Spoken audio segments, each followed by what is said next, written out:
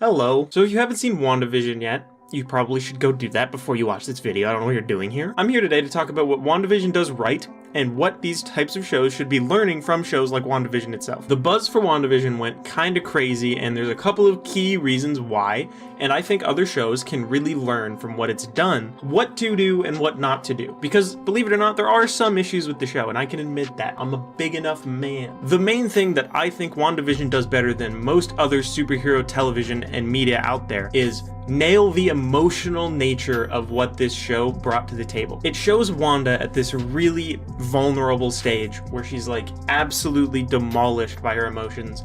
All she's been through is grief, and it gives us a really beautiful insight into what it's like to be a human being, but also have powers. It makes the show much more relatable, it grinds it into your brain that this is a person, and it gives the show, and kind of by relation the MCU, a much more down-to-earth vibe. And the MCU has kind of tried to do this before with like varying degrees of success, with Tony being a little bit depressed in Iron Man 3, and with Thor being a bit depressed. But I think that the MCU could learn a lesson and, you know, maybe show a bit more emotion from all of their characters going forward. And not just the MCU, of course, any superhero media could and should probably look at doing this at least a little bit. Now, my biggest takeaway from what WandaVision can give to the superhero genre is that the superhero genre is not a genre. Every movie in the MCU is not superhero movie genre, it's action movie, for the most part. And some movies, of course, play around with the formula, like Deadpool is majorly comedy, but of course there's action aspects in there as well. And I would say a lot of MCU movies tend to be action comedy type movies, but WandaVision has kind of come out of the gate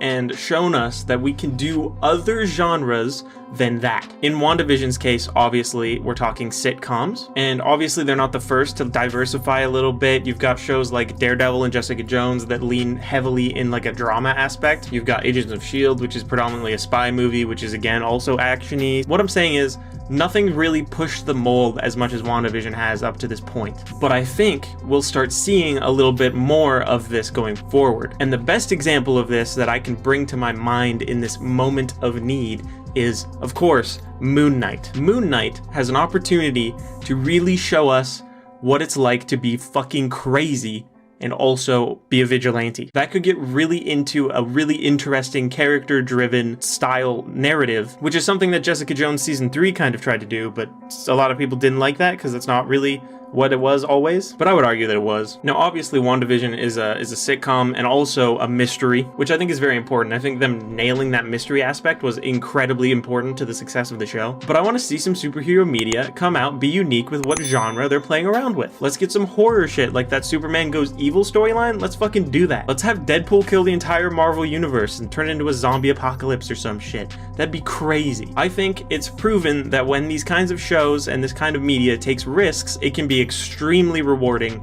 and to get everyone engaged in a brand new way that people who potentially were like, oh, it's a superhero thing, has fallen off. Maybe they're gonna come back for WandaVision because it's unique, obviously. So to recap, WandaVision nailed character-driven content and nailed subverting expectations with genres of what superhero television and media could be. So what did WandaVision do wrong? Well, there's a couple of things. The major one being that the ending is a little bit stereotypical MCU, I guess. It's 8 episodes of pure intrigue and anticipation and build-up and no real action. And it's incredible. And then we get to that last episode and we get, you know, witches shooting laser beams at each other and Vision shooting laser beams at each other. And frankly, it's just the least appealing part of the entire show. And it's what people think when I say superhero media and superhero genre. They think of those moments. And that's why a lot of people suffer from burnout from the superhero genre, as it were. So, I think the show proves that you don't need to rely on that stuff because it's not what people are coming here for, especially in WandaVision's case. And to make a superhero film, you don't necessarily need to rely on just the same old fucking laser beam battles. In the Vision fight, there was some very unique power play there. Vision and Vision phasing through each other, using their powers in much more unique ways. Let's see more of that. Less one-on-one laser beam action. They don't need to touch tips that much. It's a little weird. And the other thing that WandaVision kind of shot themselves in the foot with is with building anticipation in the wrong way. Like I said before, those first 8 episodes, incredible anticipation building, especially with the mystery. What the fuck is Vision? How is he alive? What are the children? Who's actually running the town? All that shit is great. But what's less great is Paul Bettany doing an interview and being like, dude, there's this guy that I'm so excited to work with that I've never gotten to work with before, and frankly, it's gonna be sick, dude. You guys gotta fucking get ready for this one. And then it's himself. There is one character that has not been revealed, and it is very exciting. It's an actor that I've longed to work with all of my life. We have some amazing scenes together, and the chemistry between us is, I think, extraordinary, and it was just fireworks on set. So I'm really excited for people to see that stuff. And fucking honestly, I find that goddamn hilarious, okay? That's not Paul Bettany's fault. That's not the show's fault.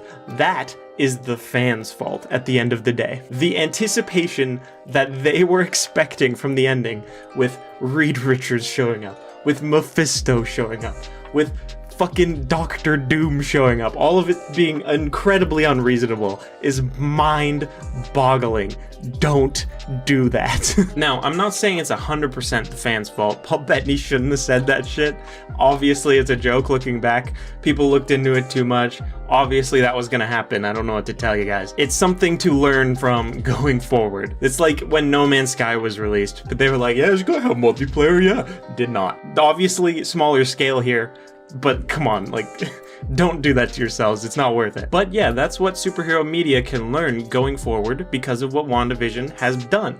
I would say it's paved the way to a brand new genre of superhero media where superhero media isn't a genre, which is so exciting for me because when people say, I'm fucking sick of superhero movies, it's like, you haven't seen good ones then. Fucking Thor Ragnarok is a masterpiece because it's a comedy first and a superhero movie second. WandaVision is a masterpiece because it is a mystery first and a superhero piece of media second. And that's really the big takeaway here. If anything that you got from this video, I want you to remain with that in your noggin, okay? Superhero is not a genre of media at all. Please comment down below what else you think that superhero media can learn from WandaVision, because obviously I'm gonna miss some things. I didn't drink this beer at all. I cracked it open for the bit entirely. I'm gonna go fucking drink it now. Follow me anywhere else if you want to see other things that I do. I stream on the internet on Twitch and I make TikToks sometimes and they're funny, I guess, or whatever.